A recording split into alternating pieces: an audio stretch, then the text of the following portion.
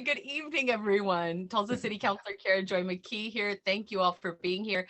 As Susan just pointed out, we had a lot of people register, so we may have more folks trickling in. But if everyone on the team is fine with that, I will go ahead and kick us off. All good?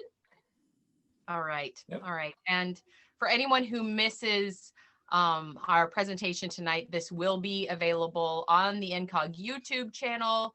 We will be able to get the notes out and the information out to folks who haven't been here. But thank you so much, friends who are here tonight. And I say friends because I think I've collaborated with almost everyone on this meeting before. It's really delightful to talk to friends and neighbors about the creative ideas coming forward from city planning.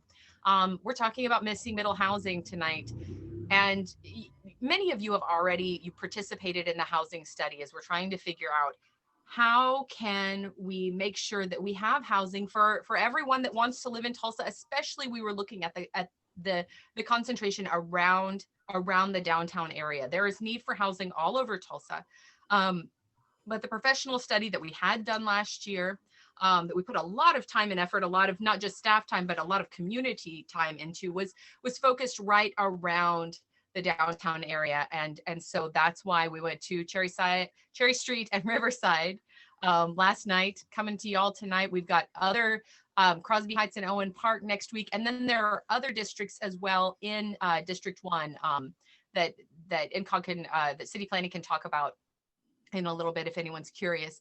But we're reaching out to you all because we have a proposal worth considering. You know, a lot of folks, when they think about housing, jump first to the idea of a single family home, which can be a great option, but there are a lot of other options as well. And many of them are not available with our current zoning, but they could be. And so we're looking at the possibility of trying an overlay that could allow for more types of building. Now, this is a project in development. This is something that we're coming to you all for feedback. So if you hear something you don't like, don't panic. If you hear something you do like, cheer us on. Let's figure this out together. And I think you will be as intrigued, hopefully as intrigued as I have been by what city planning is bringing to us, and the ways that I feel like, you know, we've got a lot of folks in the Pearl District who maybe their kids just gone off to college, but is still home and would maybe like their own place. Maybe a smaller unit somewhere nearby could be a good option. Maybe we don't have that possibility right now. Maybe a family just starting out wants to live in a duplex. It certainly can cut down on electricity bills. Maybe a property developer is looking to have more tenants, but still fit in, creating a structure that fits with the neighborhood character. There are a lot of options here that we can't currently explore, but this missing middle overlay that we're considering may give us some more options. So with that, I will hand it back to city planning, and I'll be here all evening to help answer questions and to learn from the team, as well as from all of you who decided to join us. Again, thank you to everyone who is here tonight. Okay, hi, Susan Miller here. I want to start off by introducing the staff team that are here from the planning office. And I'm the director of Tulsa Planning Office. Also with us tonight is Travis Holtz. He's the principal planner for the planning and design group in our office. And Nathan Foster is the senior planner in current planning. Amy Almer, she is a planner in the planning and design group. And then can't be with us, but Emily Scott, she is our neighborhood revitalization planner. So that is who's with us tonight. We've all been working on the this draft regulations from different perspectives. So we'll have a lot of information to share. You want to go ahead and next slide. So this is what we're going to talk about tonight. We're going to have a summary of the housing study and the results of the community surveys. And Travis is the one who really has, from our office, helped manage the housing study and also administer the surveys. So there's a lot of good information we received from all of that. He'll also talk about adopted city policy would be applicable to the Pearl District. And just in general, we're going to talk about missing middle housing if you're not that familiar with what that is, and development of the overlay and why that's important given our zoning code and the regulations that are in place there. And then we'll just talk about next steps, what we're going to do after this meeting, and then have a session of open for question and answers. I don't actually know what the plan is here. So we had a big meeting last week that was bigger than just a neighborhood like this meeting tonight, and we were hacked. So I know we've made some changes in our format. Now I believe this is a different format, right, than we had before to try to alleviate some of those issues. So, typically I would say that we would mute everyone. I'm not even sure what that protocol is. Do you know what all that is, Travis? Yeah, so I think people do have the ability to unmute themselves. What we're really planning moving forward through the presentation is to kind of allow us to get through what is probably about 20-30 minutes worth of slides. If while we're talking and presenting on this information, you have any random thoughts or comments or questions, actually drop those in at the bottom of the screen. You should see a Q&A versus the chat. The chat would be more for just kind of back and forth between individuals of the group. But if you have questions or comments, drop them in that Q&A, and then we're going to spend a fair amount of time having a conversation at the end. So if you wouldn't mind just kind of muting yourself, making sure that you're muted so we don't get any background noise, but otherwise we'll have opportunities to interact.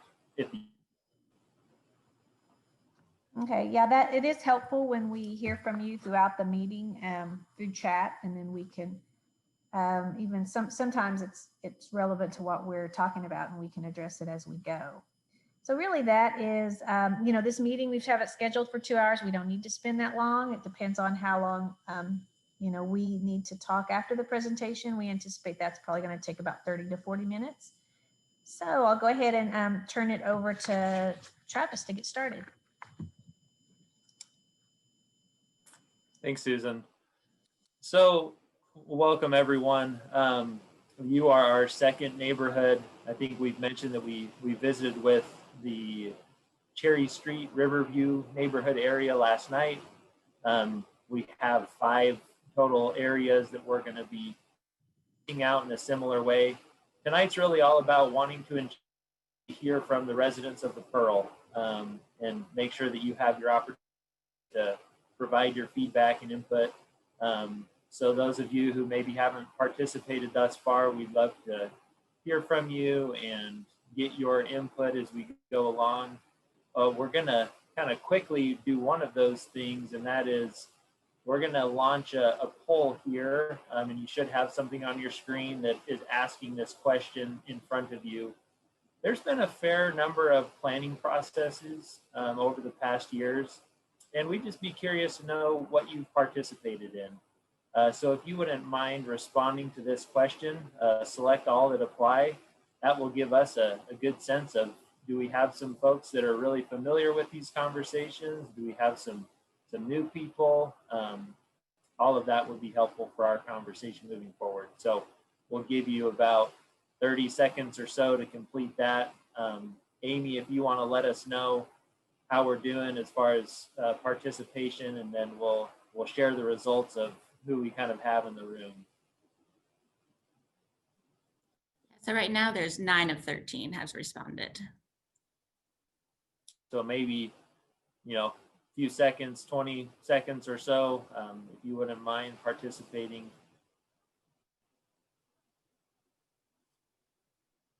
Okay, so yeah, looks like we have a good mix. Some of these are fairly recent. The downtown and surrounding neighborhoods housing study and strategy, I'm going to talk a little bit about here the next few minutes. That was completed at the early part of 2020. So about a year or so ago. housing and neighborhood survey was pretty recent. Looks like lots of people participated in it, but not everyone. That's great. This is our attempt to really reach out and get as much feedback and provide as many opportunities as we possibly can to reach people in different ways. So this is helpful, and it looks like some of you participated in the small area plan for Pearl District, as well as even the comprehensive plan, which is really back in 2010 and even before. So that's great.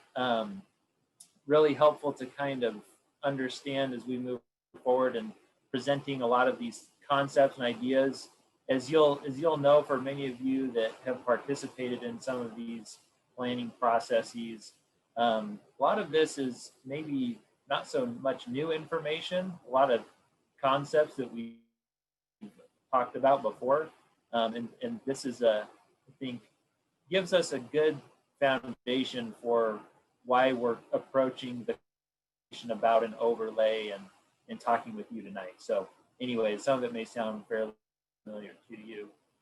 As far as the housing study itself, I wanted to just briefly describe a little bit what that was all about. Here in the next slide, if you want to go to the next slide, Amy. So housing study was completed, like I said, just early part of last year. This was really focused on the market dynamics, understanding for the next 10 years what demand looked like, specific to this geographic area on your screen. So it was also an update to what was done in 2010. The study that was done most recently, it included more of the neighborhood areas, whereas the 2010 study focused on downtown, especially in implementation, a lot of that. So the neighborhoods we're engaging in this conversation are all these that you see highlighted on this map. And out of the housing study, we started to ask ourselves a number of questions, with knowing what the market gap looks like at housing in the various income levels. How do we address that? What is the dynamics that are seen both at the neighborhood level, but also in the development community? Is there support? What benefits and concerns do we have when it comes to considering housing? I think we see a couple of different things going on in Pearl specifically with housing and some infill that's going on, and that's great. And I think that's a message we're kind of sharing tonight even more, trying to open up some opportunities to that. So our housing study really tackled some of those issues and looked at how we can address and understand so we can move forward and make some progress in these neighborhoods. So for one thing that I mentioned, providing a projection for over the next 10 years, the next slide shows what we see as far as that market demand. And there's a lot of information here. Probably what's most helpful is the kind of recognizing the breakdown of how this fits within different income levels. So housing needs are across the board, anywhere from somebody who makes $34,000 a year all the way up to $112,000 a year and above and below those ranges. So that means to us that we need to find diversity in what we're doing. We need to find housing that is accessible to all of these income levels. And there's certainly a focus on affordable workforce and moderate housing specifically. As we move forward in looking to implement some of the actions from the housing study, this is really driving a lot of that conversation. And more important than even the market aspect of it is, what do you think? You live in these neighborhoods, you care about these neighborhoods, and it's important to know how you feel about this conversation of bringing new housing into your existing neighborhood. So as part of the housing study, we did launch a survey that asked that question in a number of different ways, really kind of providing the options of all the different types of housing you might see. Some of these are examples pulled from Tulsa, not all of them. But the survey asked the question, looking at these different housing types, what would you be comfortable with? What would you like to see? And it was interesting. This was kind of a citywide survey. And on the next slide, you can kind of see a breakdown of those responses that we saw. Over 1,700 people responded to the survey. And again, this was everybody throughout the city. There's even some responses outside of Tulsa that we received. And you just see a diversity of interest. So we had a number of these above 50%, kind of the majority, I guess you could say, would say that there was an interest of building anywhere from certain types of apartments, the detached homes, plexes, triplexes, quadplexes, townhomes, all different types. I'm getting a prompt. My connection's unstable again, so let me know if I freeze. And even more so, we kind of took these survey results and looked at the Pearl area. So where you live, what did we hear? And this kind of gives you a breakdown of, in that shaded yellow area, what did we hear? People that participated in the survey that live in this yellow area. So a lot of it's kind of the Pearl. There are some areas that creep into Crutchfield and a little bit of Cherry Street. But again, this just kind of gives you a sense of what we've been hearing. Micro units and high-rise apartments, not so popular. But really, for the most part, again, a diversity of housing. And I think that helps us in understanding both what we have today and if we want to provide these types of housing options, and from what we can control at the Tulsa Planning Office, which is largely regulatory, found within the zoning code, what can we do to ensure that we're not creating any sort of barriers or obstacles to the market, to development, and to neighborhoods' interests in seeing this type of housing added to their neighborhoods. So not to say that everybody did participate, would feel the same way. I think that's why we're here tonight, is to even ask you all how you kind of feel about some of those housing options, and we'll get to that here in just a second. So the priority action that came out of the housing study that we're going to focus on, and Nathan will talk about the overlay and what that means and the regulations in the zoning code, and we'll get into those details a little bit. But overall was a call for us in the planning office to look at barriers within the zoning code, and if there were any barriers, to see what we could do about removing those, considering something like an overlay that could be a very valuable tool for removing what existing barriers we have identified. So that has been our charge. We've been working on that for the past number of months. We've met with a number of individuals, representatives from the development community, to see what types of challenges they're facing, as they have faced challenges with bringing some of these options to neighborhoods. And now we're having the conversation with you to kind of hear about benefits, concerns, all the things that you might want to talk about. You can go to the next slide, Amy. So missing middle, this is a really kind of easy graphic. I hope that describes maybe visually better than what I can in words. Really refers to housing that fits between your detached single family home and your large kind of high-rise apartment complex. You see some examples of these throughout Tulsa. You see some examples of these in the Pearl specifically. They used to be maybe more prominent before kind of mid-century, when some changes were made to a lot of regulations and development practices, where single family detached homes became the focus and the priority for development. We're starting to see a trend of that changing a little bit. And again, I think that's reflected in both the survey results and the market study that the consultants did, and as well as some of the adopted policies from the plans that many of you have participated in. But so when we talk about missing middle, this what we're referring to. Maybe some different terminology. We refer to things like bungalow courts in the zoning code, but we do have similar housing options, which would be a cottage house development. So we'll talk about those here in a little bit and what we think might be a good opportunity for the Pearl District and other neighborhoods surrounding downtown. Next slide. So just real quick, why missing middle?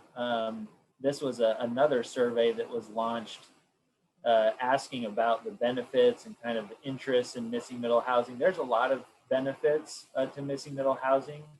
As you can see, this again was a citywide response. Close to 90% of people agreed that replacement and rehabilitation of older, poorly maintained homes is a potential benefit of this type of housing, bringing new housing into existing neighborhoods. Similarly, a more efficient use of existing city infrastructure. We're not building out on the fringes, so we don't have to extend our water, our sewer, our streets, all those types of things. So really the top three on the next slide really kind of describe what we heard were the most beneficial aspects of considering new housing in existing neighborhoods. The third one being really preservation of farmland and green space, kind of on the fringes of the city. So if we focus our density within the core, we're not having to sprawl our development as much. And there's a lot of other things, but these are kind of the top three. We also asked about concerns, and that's as important and valuable to us as part of this conversation. So as I'm talking and you're thinking about, well, what about these concerns that I have? Drop those in the chat, drop those in the Q&A. We want to hear about those. We want to kind of get all of that as we're thinking about this a little bit more. So relationship to plans, what we've heard, again, just recently, 2019, the Pearl District Small Area Plan, through that process, we heard a goal about supporting compatible residential infill and reinvestment. Infill is, again, kind of simplified new housing in existing neighborhoods. Also a goal about a range of housing types, including affordable housing. So we didn't get into real specifics maybe in those conversations. And that's where we want to make sure that what we present to you tonight as part of this overlay really kind of matches the spirit of what this goal, what some of these goals mentioned here in these plans that have been adopted. Next slide. Comprehensive plan, the last one I'll kind of point out, had a similar call to some of the same types of housing goals. I think you kind of get the point that I'm making here. This is something we've heard for quite some time. So tonight we hope to really focus on the tool that we've developed. Nathan's going to spend the next little while talking about what that tool is and overlay and how that can really get us to that next phase of removing some of the barriers that exist and opening the door to promote and really encourage missing middle housing being brought back into our neighborhoods. Great, thanks, Travis. So I'm going to talk a little bit about the overlay tool that was adopted as part of the zoning code update back in 2018. The thing about an overlay is that it allows us to really tailor zoning regulations to a specific geography without having to alter or change all of the underlying zonings that exist within that area. The overlay is something that allows us to amend those underlying regulations, and that can happen in two directions. We can either add additional restrictions or guidelines, or we can remove some of the existing issues. And as Travis has mentioned, all of the recommendations we've been seeing as we've worked on these planning efforts over the years have really looked to try and remove some of the barriers that exist within those existing neighborhoods within our zoning code to allow for the development of some of these housing types that we've discussed. Use is the primary issue when you begin to look at the zoning code and try to understand what the specifics are that are barriers to these housing types that we'd like to start allowing in these neighborhoods. I'm going to go through several of the different use classifications that exist in our zoning code today and just talk about what those look like and what they contain, but also cover how some of them are currently restricted within these neighborhoods. So if you look at the zoning map today of the Pearl District area, you find kind of a range of different zoning districts, including single family residential, multifamily residential, and then a whole range of obviously commercial and other things. And in this area in particular, there's even existing form-based code as a part of a master plan development that exists there today. So one of the things I'll mention is that nothing about an overlay that we've proposed as a part of this effort would actually further restrict any of those underlying zoning districts to something they weren't otherwise allowed to do. I apologize. It sounds like the UPS man must be at my door. So the dogs are having a heyday here. So anyway, working off of that, we obviously wanted to go in and audit, where were the places where these uses were restricted, where we think they might be appropriate, and where we might want to allow them. And the overlay became a very obvious tool for us to go in this range of different zoning districts, make those changes holistically without having to do that individual lot by lot rezoning or even change any of those underlying zonings that exist for people today. In addition to the uses, we also identified several other issues that were part of our current zoning ordinance, mainly pertaining to the existing lots. So a lot of these neighborhoods were platted well before any of the zoning regulations that exist today, which led to essentially some of them not conforming to the lot area requirements or the lot width requirements that are currently prescribed for the uses that we're talking about.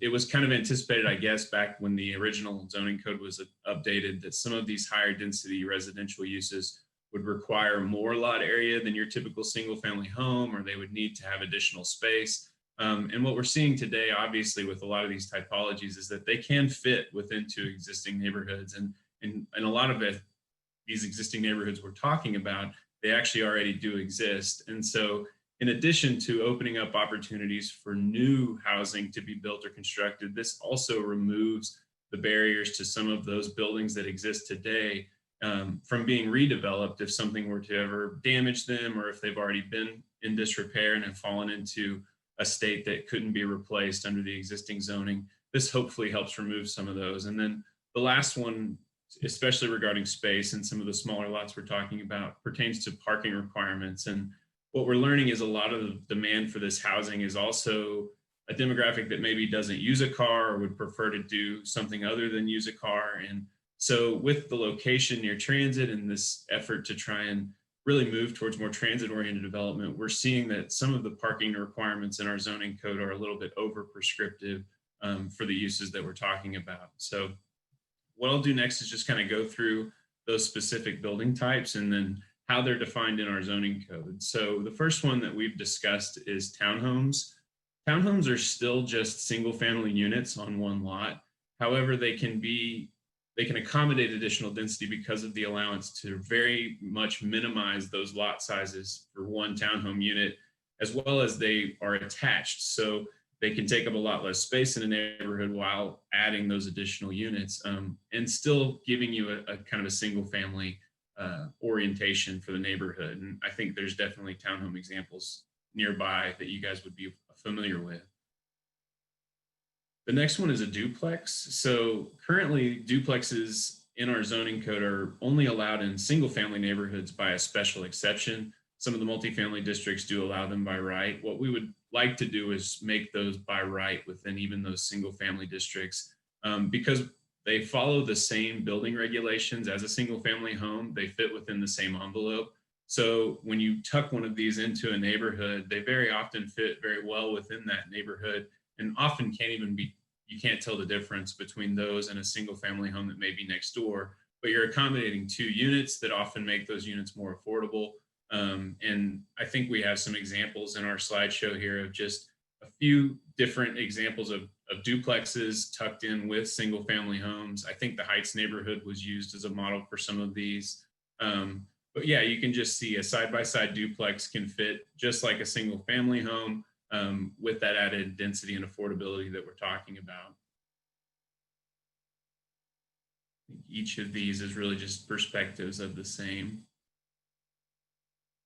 Cottage house developments is similar to what Travis mentioned earlier when he said bungalow courts. The anticipation of a cottage house development would be multiple single family units that are detached but are oriented to a common space or a similar village style orientation versus being oriented towards a public street.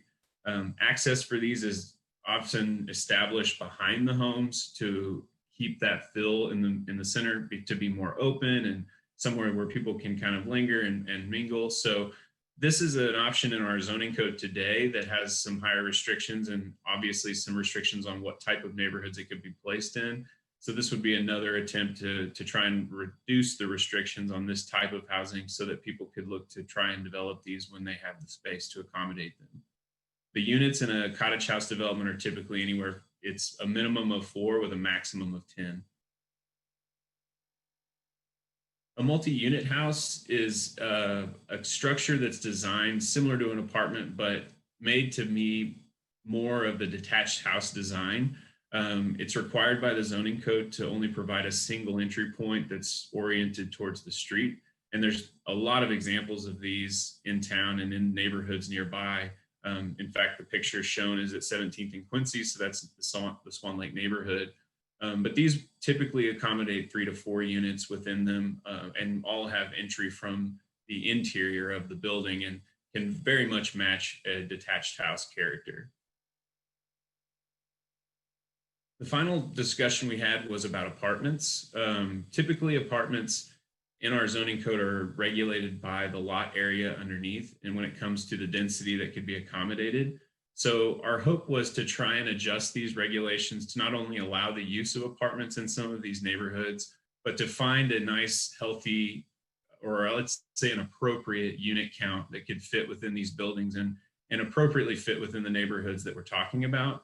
Our original thought was that maybe a maximum of 12 units on some of these lots, but really probably more like 6 on a typical lot. It would probably take like 2 combined lots to get to 12. But just as an example, that would be something that we would try to regulate within the overlay as we permitted that use to ensure we weren't talking about something that would be totally out of scale or out of character. There's a few examples in here of like a triplex. This differs from the multi-unit house again because of the way the entries are done. So this is a somewhat compartmentalized, looks like a home from the outside, but has entries for those 3 separate units all separate from one another versus having that single entry available to them. This is actually another apartment building that's actually here in town. It's at 16th and Quaker, another Swan Lake example of where a 4-plex, essentially, or actually a 6-plex, I'm sorry, fits within the character of the existing neighborhood. And this is really what we would be attempting to do, is to accommodate something that is in scale with the existing neighborhood character, but accommodates those additional units. And our thought on that is that a lot of these detached homes today are really taking up a very large building envelope, and these other building types could very easily fit in that same envelope while providing the additional goals we have.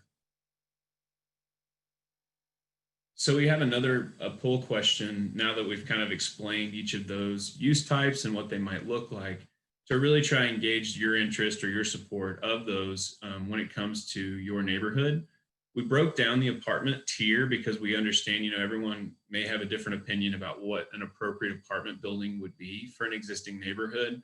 So that gives you kind of an option to divide into those. And then we just listed those other uses we've talked about to see if there really is interest in this neighborhood to see those permitted, and if there would be support to see more of those developed. So we'll give you guys just a minute to answer that poll question. And then once those results have all kind of tallied up, Amy will share those with us and we can talk about it.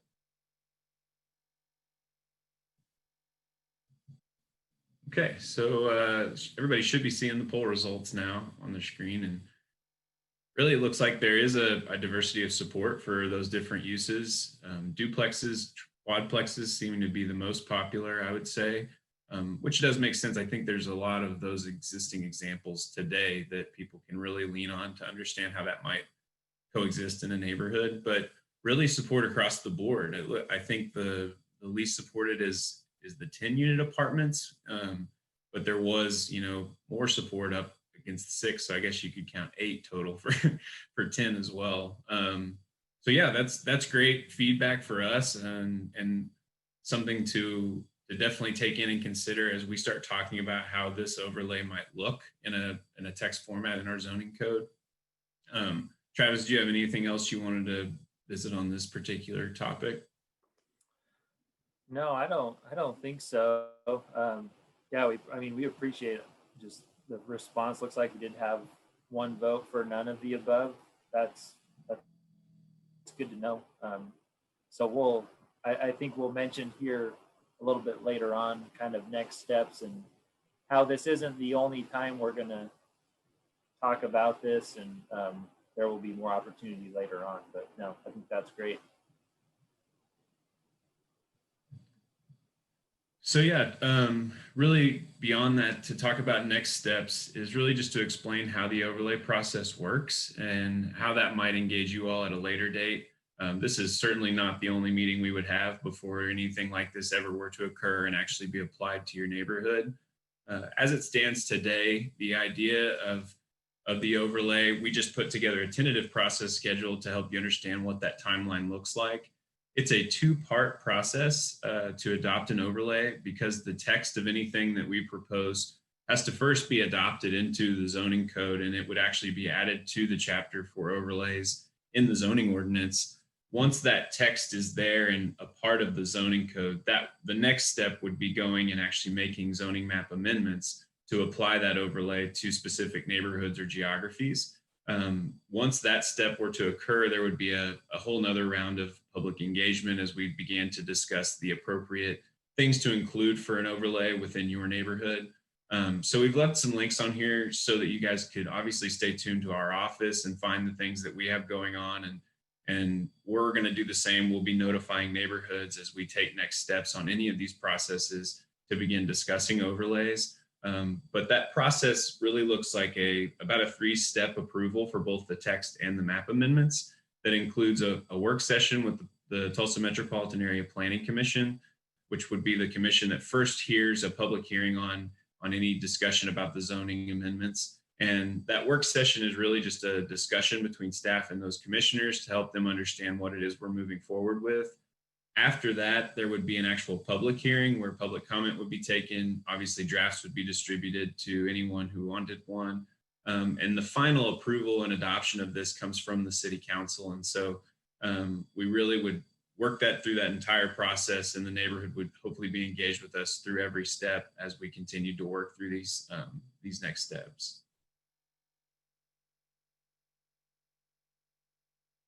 So really the last slide here is set up just for the question and answer portion. That's really the end of any of the presentation topics. We've got a few question prompts here available for you all to kind of potentially give us feedback in the chat if you want to just answer some of those questions. But also, as Travis mentioned earlier, there is a question and answer box that you can use if you have specific questions you'd like to ask of us. And we'll probably just spend the next few minutes here going through those questions and answering each of them individually and discussing as needed. So with that, I think we can just jump into those questions, Travis. Sounds good. So we're gonna kind of just go in order as we've received these. If you have more questions, just keep adding those to the Q&A. And Counselor, if you have specific questions or things you kind of want to prod a little bit into as well, feel free to jump in. So the first question that we have is asking if we can revisit the regulatory floodplain. This is something that came up last night, specifically knowing that the Pearl District has regulatory floodplain identified within much of the neighborhood area. The comment is that several owners would like to upgrade their properties but can't because at some point a line was drawn on the map.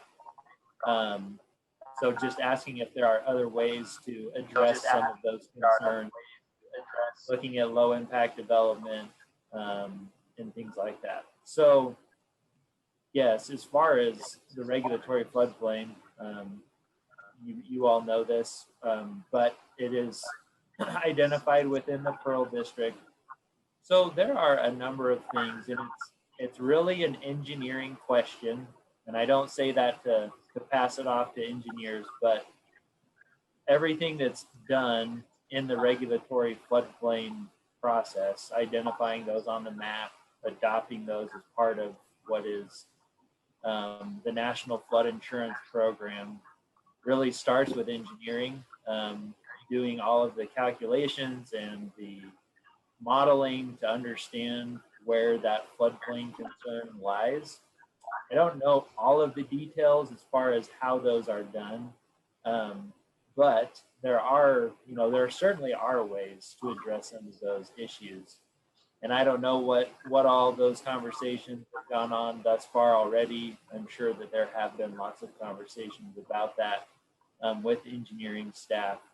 I will just maybe final thing that I say, if counselor or others want to mention what they kind of know.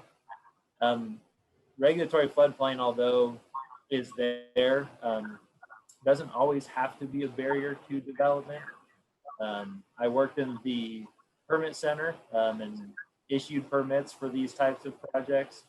There's ways to deal with some of those concerns in your design. I think we've got some architects and maybe developer interests in the room. Probably speak to that. But anyways, not to belabor the point, it's kind of a complicated conversation. I think that yes, there are ways to revisit that, and it's largely an engineering question at this point. Yeah, and I should probably jump in on that as well, Travis.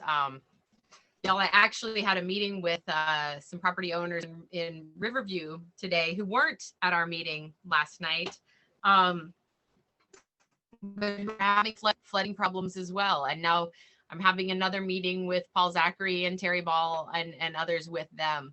I really want us to make sure we have a more comprehensive strategy and some, are stepping to the innovative modern options that can make the most sense when it comes to moving water soaking in the ground, moving it out of the city at the right pace, in the right ways, without taking people's property unless it's absolutely essential. So those conversations are ongoing. I stay in touch with John and Tara mostly, but and Matt and Gabby. I will let you all know. I will make sure Save the Pearl knows when we can have some more meetings and get some more progress. So we're not done working on that. INCOG city planning has been really helpful in helping me understand some of their perspective, these folks on staff, some of their perspective of some of the ways we have dealt with city infrastructure that might not be most effective. And I've even brought city parks into this now because they're involved. When we build a pond, we turn it over to parks without a budget for the parks to maintain it. There are a lot of challenges with that, and it's all around downtown. It's not just on your side, but we're not done figuring it out, and we're not dragging our feet. There's going to be more conversation, and more of it needs to happen before we finalize what we want to do with this increased density, because I can see some real I'm excited about the possibilities with these, with both adding some more of this missing middle housing and fixing the zoning such that the middle missing or the missing middle properties that are already there are correctly zoned. I think there's a lot of good that can come from this overlay, but I do want us to be really cognizant of the possibility of overbuilding. And to an early question, I think it was from John, about the ways that city departments interact. That's something that we're working on. As Jamie mentioned before we started, a lot of this team with city planning is fairly new, but absolutely excellent to work with. I've really enjoyed working with this team, and I think they're going to be able to help us figure this out. So we'll loop back around to engineering and stormwater and all of that even if we don't sort it all out here tonight. I hope that helps. Yeah, and I'll just add, I think as far as the other question, what is the level of communication between city departments? I can just speak for our office. We've been having conversations with streets and stormwater, with engineering, with the permit center, all of those folks that are involved in this process from the inception of the project is a concept all the way through, to the end, to maintenance, and letting them know that this is a conversation that we're having and thinking about introducing, tools and ways to open up opportunity for infill development. And that has brought up questions about things like stormwater management. What do we do? Because the concern is if you add more impervious surface area, water has to go somewhere. Now it's not going into the soil. So where does it go? If it floods my neighbor's going to be mad at me. He's going to start complaining to the city, those types of things. So I feel like I can confidently say those lines of communication are open and free flowing. Sounds like Councilor McKee is right on board there, and trying to make sure that we do our due diligence and addressing those concerns, but at the same time, providing for opportunities, as you've stated, is an interest for property owners and those of you living in the Pearl. So I will say, Travis, just to add on to the communication question, that I really believe that over this last year, especially and even in the first year of the Tulsa Planning Office as we're organized now, I've seen more coordination and communication between all of our departments together as we discuss new initiatives and as we're talking about things we would like to move forward with.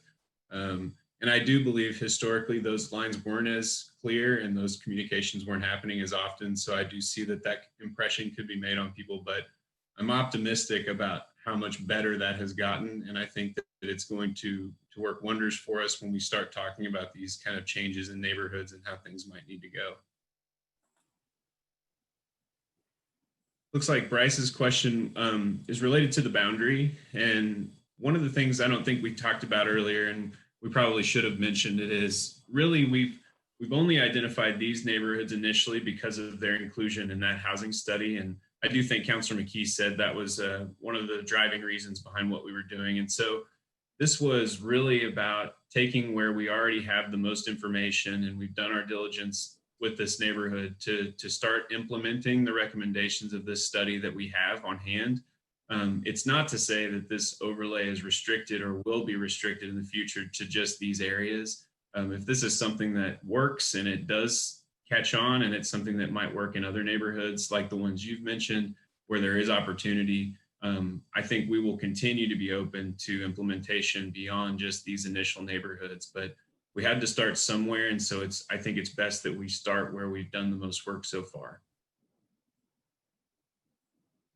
yeah, I agree. Those are so the suggestions. I don't think people can see the question and answer. The suggestions of Kendall Whittier, Sequoia, the neighborhood surrounding TU, wholeheartedly agree for the reasons Nathan stated, as well as the bus rapid transit, which we haven't talked a lot about, but that would be another prime opportunity for missing middle and just additional density built around transit and walkable, bikeable, all of the things that are mentioned here in this comment. So yeah, I think we want to know if there's an interest as well in where this could be successful in areas even outside of what we've kind of identified within that strict boundary.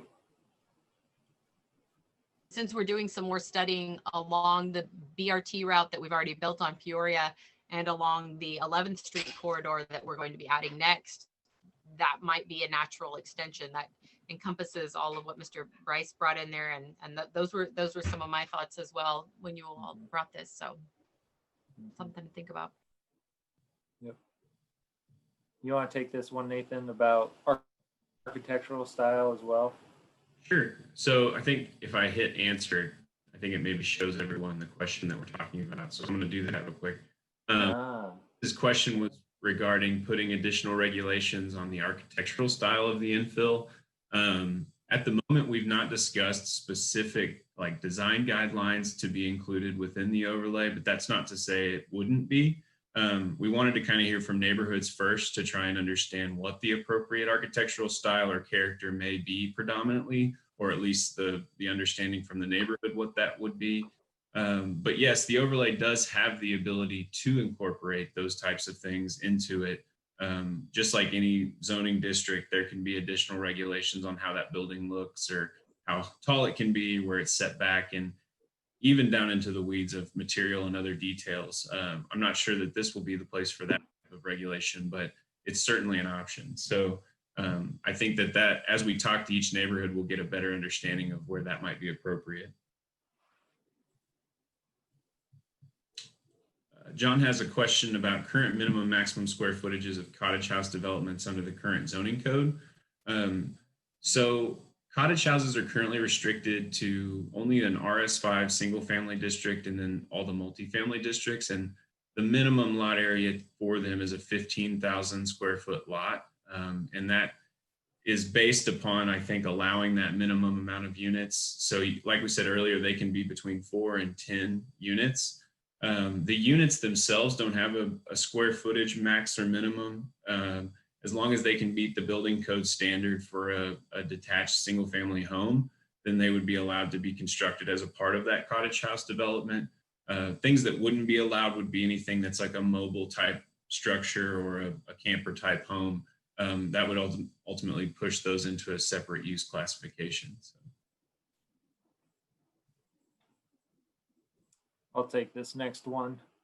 As far as the question concerning how much density does existing utility infrastructure support? So I think the question probably being about, water and sewer, and if we continue to hook up to those lines, those infrastructure lines, how much density can they support? Short answer is, I don't know. We don't know. And that'd be a great question and conversation to have with our water and sewer department. We haven't heard any concerns in the conversations that we've had just generally of that specific, question about capacity with our utilities. Maybe a different kind of way of looking at that question as far as infrastructure goes. The concerns that we've heard maybe more about concern the street and kind of capacity for parking and supporting, additional parking and those things that may come into play with infill development, where you don't have as much lot area to work with, and so parking may happen or occur, on street, which we've heard kind of a number of different perspectives on. But I think that's something we should definitely follow up with and see if there is a kind of quantifiable number to know what that density looks like for our existing utilities. But it seems like thus far that has not been a concern, just generally speaking. I can speak to this next one a little bit. Grace, your question has to do with any studies about the relationship between property values and the number of missing middle units. Common concern seems to be more duplexes and apartments will negatively impact property values. Is this perception or reality? I will tell you that it's a very good question, and it's something that we have kind of vowed to look further into and continue to try and determine the validity of that concern. I'll tell you that I've not seen a definitive study in either way, not something that says, yes, absolutely, they're going to decrease property values, as some might state. But at the same time, I'm not offering up something that says it hasn't happened. I think a lot to do with property value is very contextual, and there's a lot of factors that play into how that stuff is done. And we want to be mindful of that. And I think obviously you will not be the only person who states that concern. And so we have continued to look into anything we can to better understand that dynamic and how that might impact neighborhoods. But I haven't necessarily at any point seen a definitive reason to say it does. So I think it's definitely something we can continue to look for. And I'll add to that. I was in our last city council meeting of 2020, Councillor Hall Harper educated all of us more about the property value assessment process and some real problematic systems within that we as a council are going to be looking into some more. She's already been reaching out to the state, and we may be suggesting some changes. So yeah, there's some interesting historical inequalities specifically regarding property value assessment that that may need to be that we need to fix before we can even get a real clear view on how these things change. It may be that people are saying that property values decrease because when you've got just to be frank, when you've got more apartments, people think, oh, there are going to be more people of color moving in now because they're the low income people or whatever, the biases that come into this.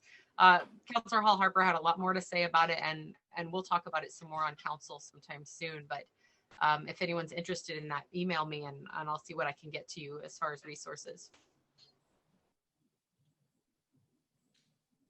To Grace's next question, she asked about special exceptions and the likelihood of their approval when people do go through that process under the current zoning. And I will say that most of the duplex requests that met within the code that we've seen, I think, have been approved.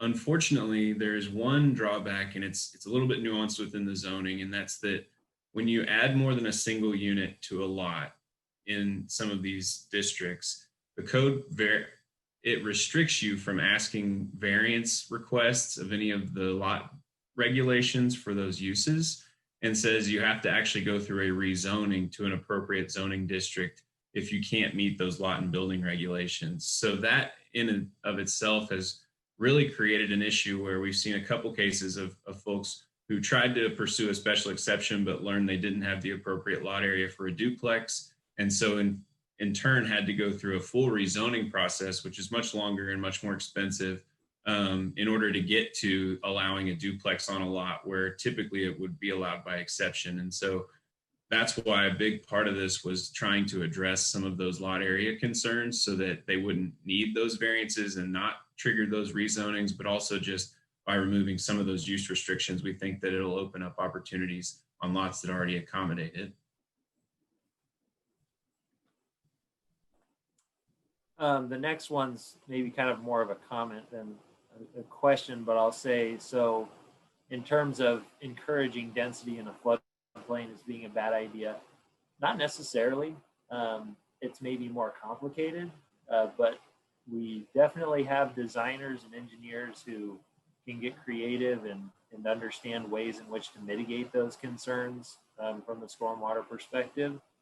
So the way that I've always had it explained to me, if you think about the floodplain like a bathtub, if you're about to place something in that bathtub, you need to remove from it the same kind of amount. And so in the floodplain, it's referred to as compensatory storage.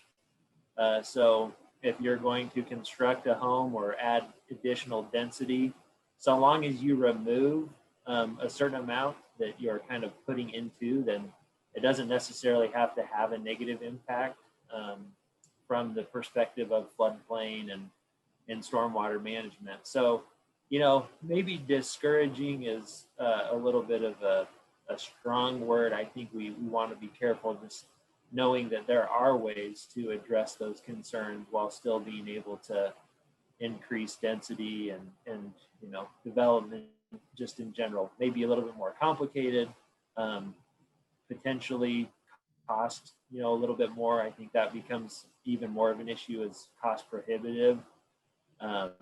But there definitely are options when building within the floodplain. Jamie, I'm not quite sure I understand the comment or the point here. I don't know if somebody can help me out here, but again, just talking about the Elm Creek watershed and some of the flood mitigation concerns.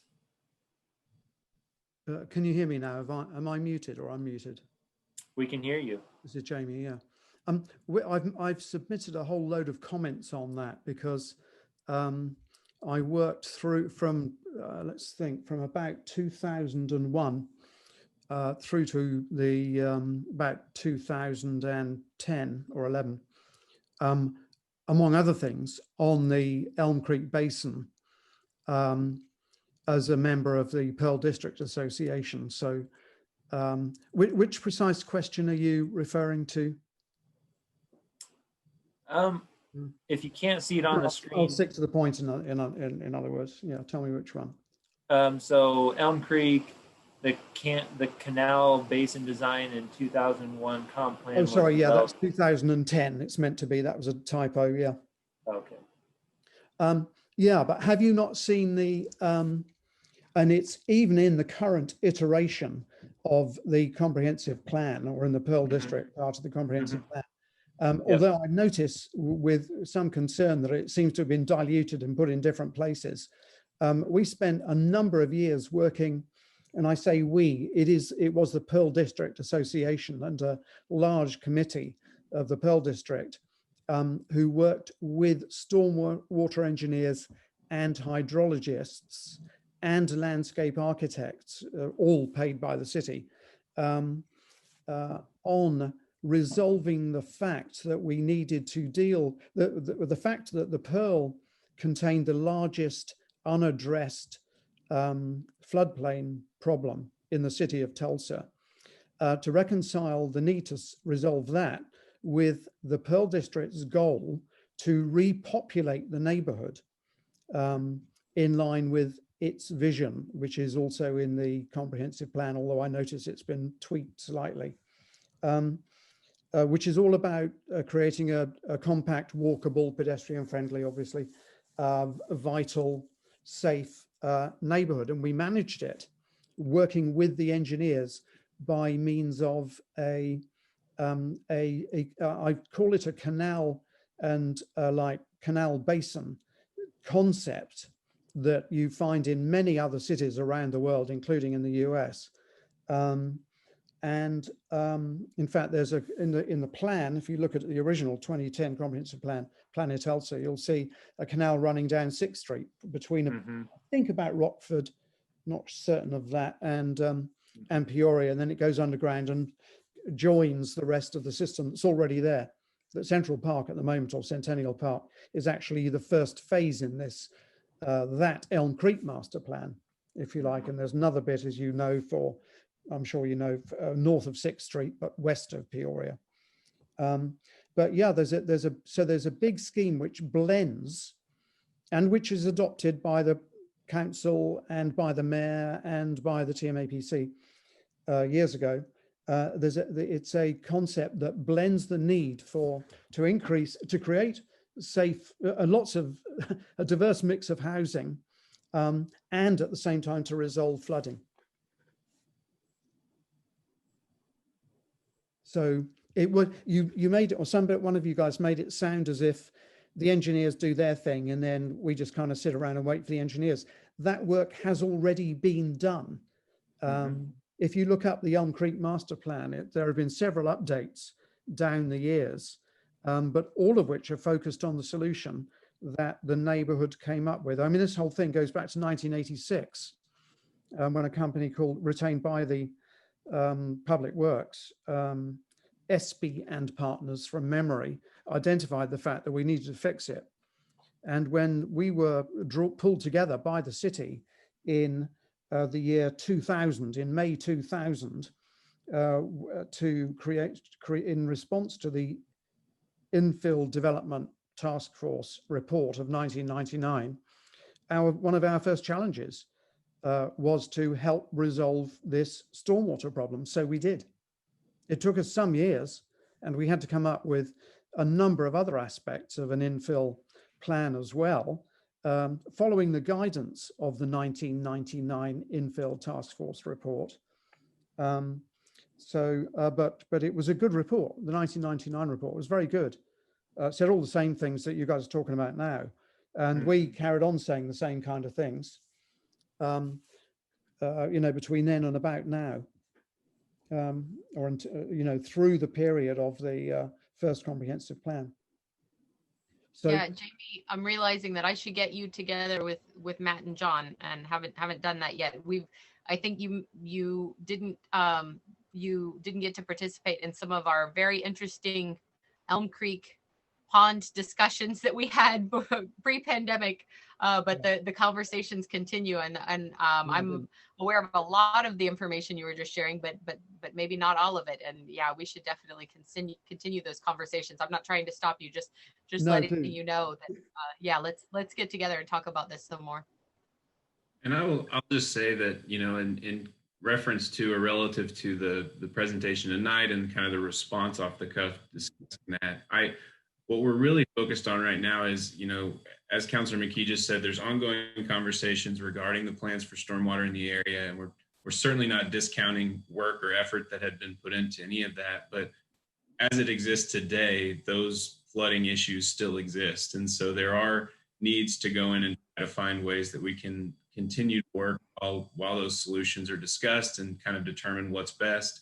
And so that's kind of what we're focused on right now when talking about how that is going to impact what happens based on our overlay and other things. Jamie, you actually had a few other questions in here too that we could kind of move on to, and it was related to the form-based code. I did say master plan earlier, and I wasn't using that as a term to describe exactly what the form-based code was, more so just using the terminology that it was adopted under in the new zoning code. I will say that the form-based code was adopted, you know, under the old zoning code. And so when the new zoning code was adopted, what happened was the form-based code standards and all of the regulations, including the regulating plan, were encompassed into the new zoning code as a master plan development that, similar to the form-based code under the old zoning code, is an underlying zoning district. There's no other zonings at play. It's not like an overlay, but just sets up those very specific standards for the properties that had previously been zoned to the form-based code in years prior. And as you also mentioned, you know, several properties had later rezoned out of that and honestly caused some problems, I think, in the process for themselves in doing so. But the difference here, I think, in versus pursuing a form-based code or something for the rest of this area is that that's one of those things that has kind of, I think, led to challenges in the past when trying to adopt this for a larger geography. And the overlay felt like a tool that could be more immediate without tweaking the underlying zoning or changing the underlying zoning on all of these properties at once. And so it felt like another strategy we could use to accomplish, just like you've said, that idea of getting some of those missing middle housing types inserted into these neighborhoods. But instead of doing it with a holistic rezoning of all these properties, looking at it in a way that could be more tailored and could include some more specific regulation language based on what we hear from neighborhoods and how this might apply to the different places that we're discussing it with. And so I would say that the overlay won't impact what the form-based code does because these uses would already be allowed within that form-based code. There wouldn't be any change to how they were regulated. The regulating plan would stay in effect just as it has. And so there wouldn't be any sort of negative impact on what was accomplished with that particular set of restrictions. And it doesn't prevent them still from being expanded just like they could have before. So that's still there, it still exists, and it's still very present in the zoning ordinance. But when I said master plan, I was just using the terminology from the language in the code. So anybody who, in other words, anybody who in the future would want to adopt a form-based code would be allowed to, in this area where you're planning to put the overlay, without any interventions from, or without any conflict with the overlay. Is that what you're saying? Correct. The overlay would not prevent that. That's correct. I mean, the overlay is purely a reductive approach at the existing zoning districts and what they're currently standing in the way of accomplishing. This just takes those barriers away from those districts without impacting any districts that would already have allowances for these types of things. Okay, because the reason I raised this, part of the reason I raised this, two simple reasons, and I'll be very quick. One is that we have undeveloped land, or it's been developed, but unbuilt land at the village at Central Park, which is going to be built fairly soon. And that is subject to the form-based code. And we all like the form-based code. We don't want it to be interfered with in any way by an overlay. The other reason I mention, so I'm relieved to hear what you just said, Nathan. The other reason I mention it is that I've just been, as you've gone through this presentation, and I read the other report, might have been for the Planning Commission, I'm not sure, yesterday and the day before. I'm really struck that every single thing you've said is the form-based code delivers. Now, Susan may think, oh God, Jamie's banging on about the form-based code. And I'm in good company, by the way, as you doubtless know, many, I mean, schools, hundreds of other municipalities across the US are introducing form-based codes. Not surprisingly, because they solve the kind of problems that you're trying to resolve here. Can I just, and so that's why I'm mentioning this, because all of the problems you've raised are addressed by it. I understand you mentioned challenges. All of the challenges were a resistance from an old guard that didn't want to see any change to the 1960s approach to zoning. The form-based code was kind of antithetical to all that 1960s zoning stood for. Can I just suggest that you bear the principles of form-based codes in mind as you finalize, and it sounds as if you've already written your zoning overlay, but there are considerations about the public realm, for example, and about parking in the form-based code that are not in anything you've touched on this evening. My final point on that, by the way, you may come onto it, so this you don't need to mention one of my other questions, which is about parking. Why are you including any requirement for parking in a neighborhood? I see you're reducing it, but why have any parking off-street parking requirements when we're trying to deal with climate change in a neighborhood that is supposed to be all about pedestrian friendliness, and we've got, we paid a lot of money for the aero service and so on? Why require people to put their large piece of steel on their own land? You just succeed in pushing up the price of the land and the price of construction. So I think in response to the question, it's really about an incremental approach. What we're trying to do is find a balance between what obviously neighbors can be okay with, but also what can help accomplish some of these goals. And while I may personally agree with you that parking requirements set by the zoning code are often arbitrary and cause problems, it's the fact of the matter that when we propose this to neighborhoods and we reach out to them in these engagement steps, and as this has to make its way through the decision-making process with Planning Commission and City Council, that very often those are the types of issues that can really derail the overall progress we're making because of concerns about the overall reduction in parking. And so I think the reason we've approached this from just a reduce the parking requirement take right now is for that very reason. It's so that we can make sure we're hearing the neighborhood concerns and responding to those rather than disregarding them. Well, hey, we listened to the neighborhood concerns. We were the neighborhood. And I'm not just talking about the village at Central Park, I'm talking about the Pearl District.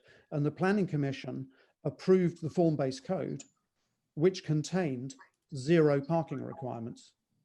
It was a long and painful battle, as Susan, I think Susan was around at the time as well. But it was a long and painful battle, but we achieved it. I would have thought you could slip something through. It doesn't stop people providing off-street parking. It just removes the requirement to do so. I would have thought you could get away with it. Frankly, I would have thought you could slip it in, and say there is a precedent here. Also, I was reading that report the other day, and it does say in there, you're wrestling with a problem of developability and trying to make a P&L make sense, the pro forma makes sense for a developer or a builder or a private property owner.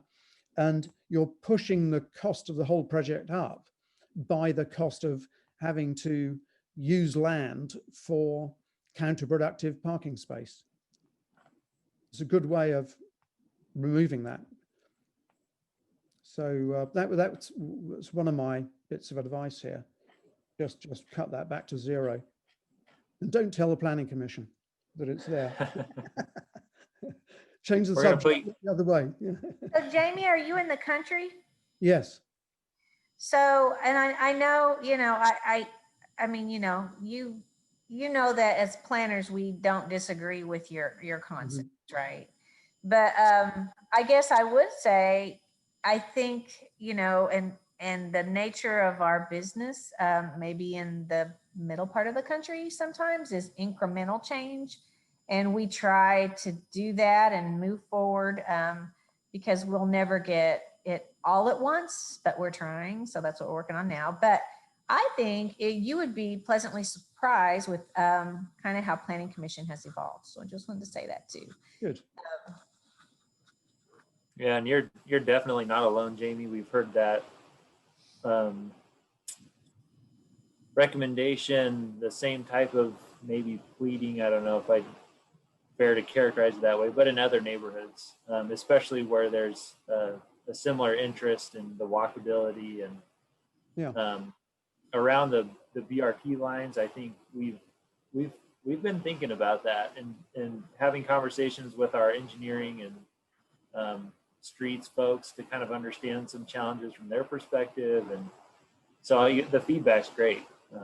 And just another thing too that we're really trying hard, all of us in the planning office, and I see engineering doing this, and I see a lot of people in Tulsa doing this now, which I can even see is different from when I first got here 8 years ago, is we are trying to not do an us and them thing, like, well, we're planners and they're engineers, or we're developers and they're neighborhood residents, and or we're property owners and they're so I mean, so I think we've made progress because of that, and we're just trying. It's a balance constantly. So I'll take your point, Susan. But we also are trying to not alienate anyone, so that we can work with everyone on the things we need to. Yeah, I would just point out that we did get the form-based code accepted, and that it did contain zero. So it's already been done. The camel has already got its nose under the tent. So it's it's worth thinking about it after the as you move towards that. I think we can do things, and I think there's a younger generation who want these kind of things, and just as your instincts are to do this kind of thing I'm talking about, I think there's a lot of support for this. You might want to include things to do with, which makes me think you might want to consider how you can incorporate bicycle requirements, bike rack requirements in place of parking. You haven't been keeping up. So we already have that. Yeah, I mean, took me out of action for that. And I know, the form-based code, and I wasn't actually here then. But I guess I will say we have done a lot. We have accessory dwelling units that we brought forward last year. Part of the zoning code does have parking requirements for bicycles. I mean, there's a lot of things like that we're constantly doing. We're on our 21st amendment, and a lot of them are pretty significant to the zoning code, even since it was adopted in 2016. And also, you should kind of plug into Planet Tulsa Update, because that's a pretty significant thing that also it will establish policy that zoning code amendments can fall out of. So anyway, so I just, and there's I mean, the form-based code concepts are great. There's probably other ways to even get there through other work we're doing. Well, you're sort of doing it with by the sound of it, with a zoning overlay. So or bits of it.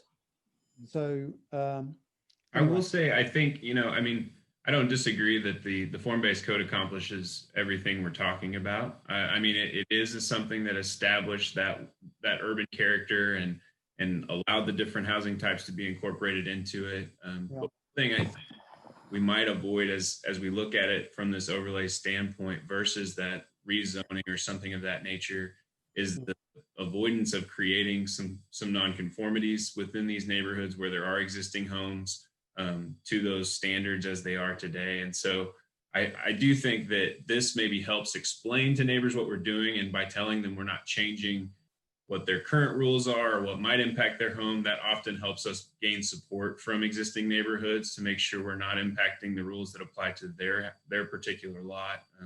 So that may be one benefit to approaching it from this overlay standpoint. Yeah. Looks like we do have a few other questions. John had sure, sorry. here. I want to try to get to these before we. All right, looks like we still have some time. Regarding low impact development practices, I see lots of development with loads of opportunities for implementation, but it never happens. Smart cities are creating LID practices that compel builders to use pervious surface when possible. It is almost always possible in parking lots. So I will say that the city does have a low impact development guide that does allow folks to utilize certain low impact development methods. We also did include a lot of standards in our zoning code to allow for those substitutions on parking lots and things of that nature, where people could use pervious surface instead of just a typical asphalt or concrete parking lot. We haven't gotten to a point in the city of Tulsa yet where we're actually requiring those things. And so, as most of you might know, often when there's a choice on the table that's more expensive, people are obviously going to opt out of it. But it is something we've worked to make more acceptable under our current ordinances so that it is an option for those that would like to utilize it. And I do think we have, steps in the future that we still need to tackle in making that a more robust part of our development review system. But at the moment, it's kind of just getting those opportunities opened up for people.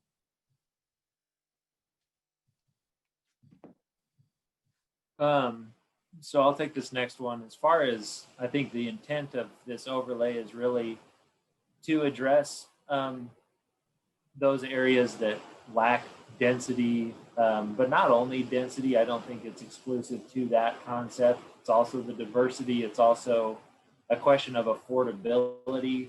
In a lot of ways, I think the housing study that was conducted shows it's maybe even more so a thing of affordability. And you accomplish that, through density and through different housing diversity types. And so I think that that's largely why these neighborhoods have been identified to be applicable for something like an overlay, and encouraging the missing middle, and the variety of housing options that fall within that kind of broad term of missing middle would be encouraged in these neighborhoods. I'm trying to think about, the Pearl District, since we're talking with you all tonight specifically, but I'll just say that other neighborhoods, this is more so of an opportunity, I would say, where you have a lot of vacant lots, where that causes some, challenges for the neighborhood as a whole, can attract crime, can attract nuisances of other kinds. Tall grass and weeds is our favorite thing to deal with in our working in neighborhoods department. So the Crosby Heights and really that area, I think there's a lot of vacant land that could really use some options as far as housing goes. So in terms of just neighborhoods and what have been identified, I think when we're thinking about this overlay and identifying these different housing types, it can be to address a number of those issues, whether it's density in some places, yes, maybe not so much. It's a diversity in some others. And affordability, I think, just kind of neighborhood wide, that is something that graphic that had a lot of information that was probably an hour ago, you probably forgot by now. We'll make sure and send out the housing study and a follow-up so that you can kind of see that and digest a little bit more some of the rationale behind the projections that they saw as far as the next 10 years and housing demand for these neighborhoods, and why it makes even more sense of a connection to this overlay. Bryce has this question regarding accessory dwelling units. There are currently some restrictions on accessory dwelling units. When in conjunction with a single family home in a single family district, they will require a special exception. We just made that change within the last year. Before that, they were totally prohibited. They had been since 1970. So we're working our way back into permitting these in certain neighborhoods where there's multifamily districts already in place, which some of these neighborhoods have. Those are allowed by right to be built in conjunction with a detached house, so they could be constructed in the yard. They are subject to certain size requirements that accessory buildings have to follow as well. So that often can create a little bit of a challenge when trying to design it if it's part of a garage or another structure. But yeah, we're making progress in allowing for those in certain neighborhoods, and it has been discussed as a part of this overlay as well as to whether we could remove that exception requirement and make those something easier to get to where there is existing detached homes. Moving to that next question that you have regarding splitting the lots that are fronting onto alleyways, that does present a number of challenges when it comes to accessory buildings and how they're often constructed to either be dependent on the service connections of that principal home to utilities, or even if they have their own connections, either one, the sewer or the water might be in the front and the other would be in the back in the alleyways. And so the splitting of that lot could often remove one of those structures from the appropriate utility connections, as well as making sure we always have appropriate access to any lot we create. If everything were to meet the requirements of the lot and area regulations and you could have two separate structures on the lot, I think there may be a way to get there through potentially the Board of Adjustment, but that does become a little bit problematic by splitting off accessory buildings from the homes that they were built accessory to. Tara's question about addressing rainwater, is there any talk of requiring new builds to manage their own stormwater? Absolutely. That's the expectation in the city of Tulsa for any development, that they manage their own stormwater in some way, shape, or form. There are options to that. Underground cisterns is an option. Again, a lot of it comes back to just the equation, the math behind it. Are we increasing the stormwater runoff? Yes or no? How are we managing that? Is it through low impact development? As was even mentioned, that is, potentially something that can be used to manage that. Underground cisterns could be used to manage that. So there's a lot of different ways, but yes, the expectation is both commercial and residential development. When you're building, you have a good understanding of what the stormwater is doing today and what is the stormwater doing once you have built your structure or improved your site. So that happens through the permit center when they review plans that come into their office. So we don't necessarily see those, but to answer the question, that is the expectation. And then Jonathan, I'll just add on there. It's expectation. It's not.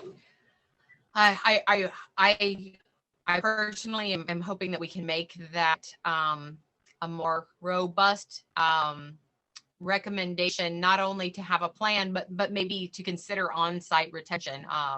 I think that may be some of what Tara was getting at, that there are some possibilities for rainwater management, for stormwater management that we haven't looked into. But yeah, I know that you all have some folks on your team that are experts in this that I've talked to, and the conversation needs to continue to make sure not only that we have the plans, that we are encouraging best practices, but that we are also making sure to maintain, making sure that the property owners maintain what they have said they will do. I just referencing something I dealt with earlier on the other side of the IDL with a lot of runoff issues from property that absolutely got permits, but what they plan to do and what is actually happening seem to be not the same thing. So there's more work to be done.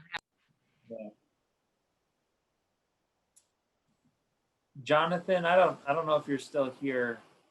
I'm not sure can you list those options references, or if you want to maybe throw in the chat or jump on and tell us what you mean there. Don't want to skip over you. Hey, all of a sudden I have the option to unmute. I couldn't figure it out before. I was saying some stuff I'm glad you all didn't hear. Yeah, so you started to touch on it. I mean, on-site detention, the analogy was made of a bathtub before. Mm-hmm.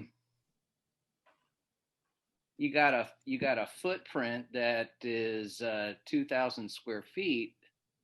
I don't understand somebody's going to have to help me with the concept of detaining 2,000 square feet by, if you're in the floodplain and at least the regulatory floodplain shows that I'm, within 4 feet of the 500-year, detaining 2,000 feet by 5 feet is just not possible in my view. And I've looked at flood-proofing buildings, and so I'm just wondering if there are other options that I'm unaware of. So I'll mute now. It'd probably be easier to have a conversation offline if it's a specific project you're talking about, Jonathan. People much more well versed in this than I am. This was a previous life for me, 3 years ago, 4 years ago, whenever that was. But yeah, I know. I mean, you touched on a couple of what would be options. So compensatory storage, if that doesn't seem to work out, flood proofing, if that doesn't seem to work out, I'm sure there is a way that you kind of maybe run out of options, but probably be easier to talk about that a little bit more offline if you have a specific project in mind, if that's okay. Yeah, that's fine. I don't have anything specific in mind. I was just curious. I mean, we're talking about infill here, and yeah, in the floodplain. I can't do the math, but that's a lot of cubic feet to try to detain on site, and in my view, cost prohibitive for anyone. Yeah, I understand. Yeah, and that's certainly what has been the position of city engineering, and we've talked about cobbling together a lot of different options to potentially encourage on-site retention, to decrease pond size and things like that. But yeah, it is another discussion. And Jonathan, I'd love to talk to you some more about it too. That would be great. Excellent, thanks. Jamie, in response to your question about the draft overlay, we don't necessarily have a draft per se to be shared publicly. We just this has been a working group that we've continued to work on identifying the concepts we want to address. And so we've got our working document that we've worked through and have kind of started to identify these things, but be confident that when a draft overlay is actually at any point proposed, that there will be allowances for more public input on any concepts we propose. Yeah, I was asking you partly because Susan made a cruel, heartless remark about how I'd been absent without leave while That's right. comprehensive plan was being updated. So I thought, I'll do my homework. So I thought maybe there's something out there that I'm gloriously ignorant of. I have at least read one or two things lately, but including the latest iteration of the Pearl District plan as part of that Planet Tulsa update. So I'll look at the rest of it next. I just thought you'd been living across the pond for a while or something. Well, COVID took me over there. Yeah, since that's my excuse since last February. So yeah. Tom just started a comment about how the old zoning code treated accessory dwelling units. And that's right. There was really an ability for someone to disclose that they were really building an accessory dwelling for a related person that would be totally dependent on the single family home, would allow people to get permits for those. The unfortunate nature of it was just the longevity of that agreement, and what that was creating at the permit office was really just a promise that no one could enforce or maintain. And so we would rather have it as something that could be used broadly and not just in a situation where someone was willing to sign a document and say it's only for family members. And that way there weren't any clouds on using that in the future. We have talked more about some of the design restrictions on those accessory buildings. And so I think that it is an ongoing conversation that the building allowances for accessory buildings and what we're looking for in accessory dwelling units maybe don't always align. So it's worth noting that we are aware of that at a staff level, and we are considering, looking at some of those restrictions and trying to understand what might be better. This is definitely an evolving topic, and we're kind of taking it step by step. But I do think we're in a better place now as we've made it something more broadly available than we were before.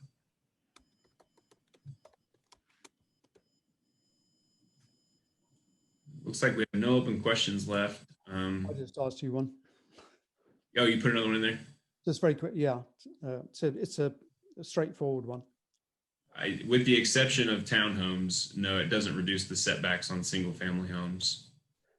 That's with the exception of townhomes. So if somebody builds a townhome, then the setback magically disappears.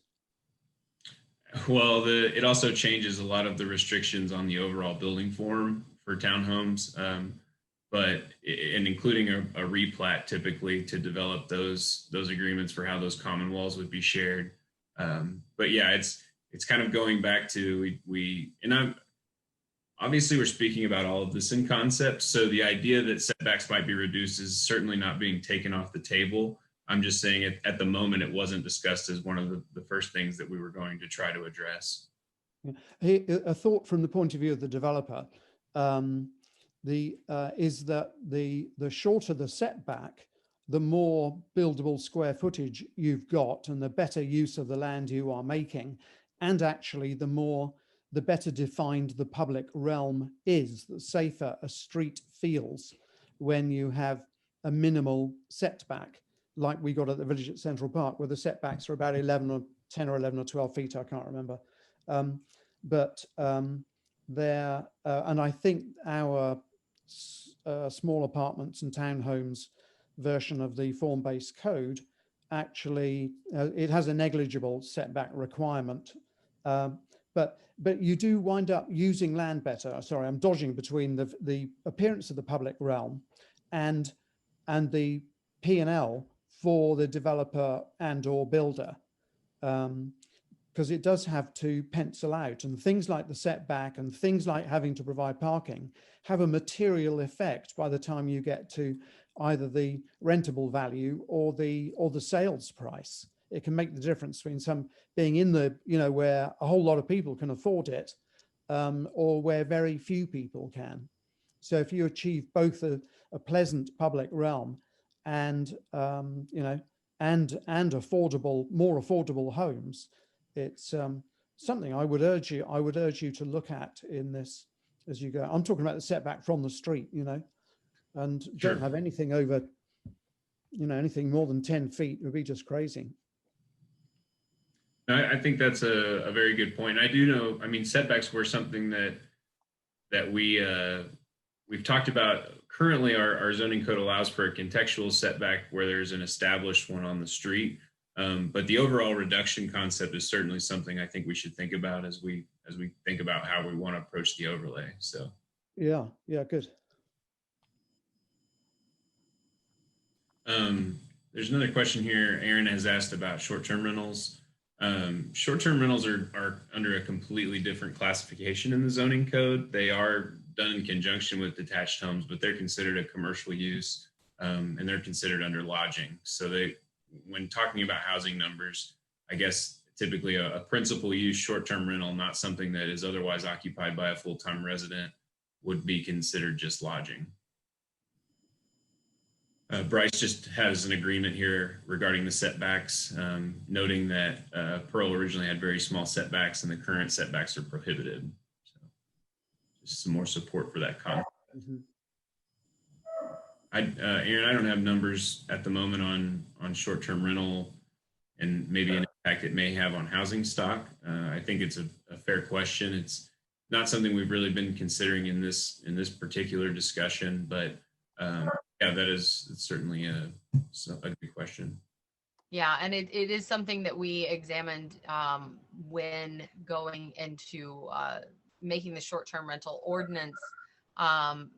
Specifically, Becky Glico made sure to do a deep analysis to make sure that we weren't having the kind of situation that some larger cities have had where they allow short-term rentals and it really cuts into their housing stock. But there is a plan to continue on looking at that And don't let us forget that, Aaron. I know you won't, but I don't plan to forget it either, that we're going to keep an eye on that and make sure that that isn't an issue. At this point, that isn't something that we feel concerned about it. And this is coming from the folks who are working really, really hard to make sure we can get everyone housed. So. Jamie has a question about height limits. Again, the overlay has, the ability to restrict any of the typical zoning standards. As it stands today, these neighborhoods, mostly if it's a residentially zoned single family lot, it has a 35-foot maximum height applied.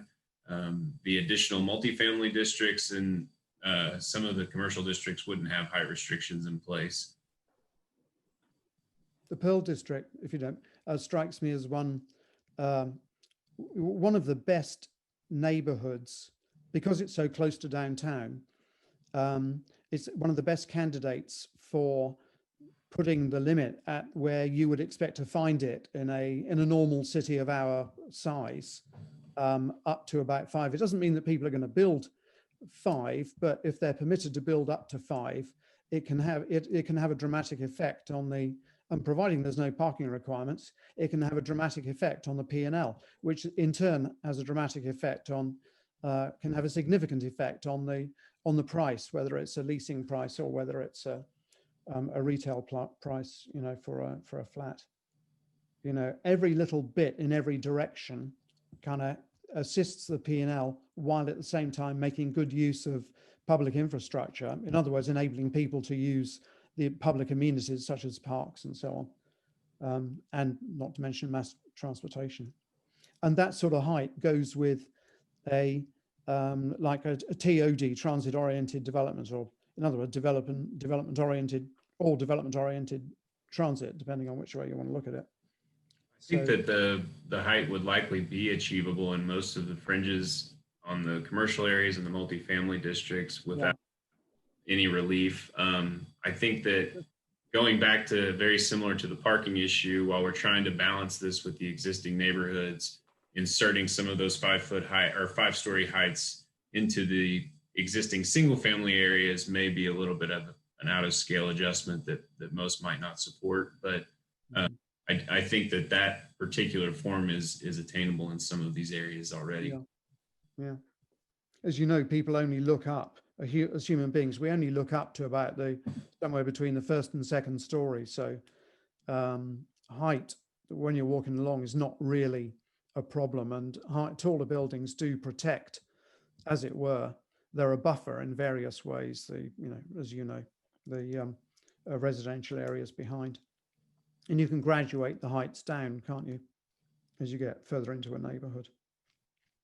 Yeah, and I think there's almost a kind of a natural, already gradual height reduction as you get closer into the center of these neighborhoods because of that existing zoning restriction.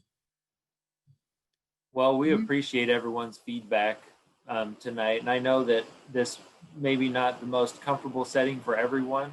And for that reason, we're going to throw our contact information here on this last side. We're winding down here to the 8 o'clock hour. Don't want to cut anyone off, but if you have additional thoughts, feedback, if you didn't get to say what you wanted to say, you want to talk a little bit more, please reach out to any one of us here that we've listed. We'd be happy to visit with you. That's what we're here for.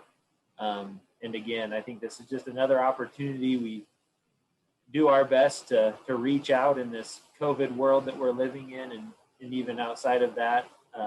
So thank you for being here, and please reach out to us if you have any more questions. Thanks, guys. It was very interesting. Appreciate your time. Thanks, Jamie. Lots of great questions and great information, y'all. It's really good to see you.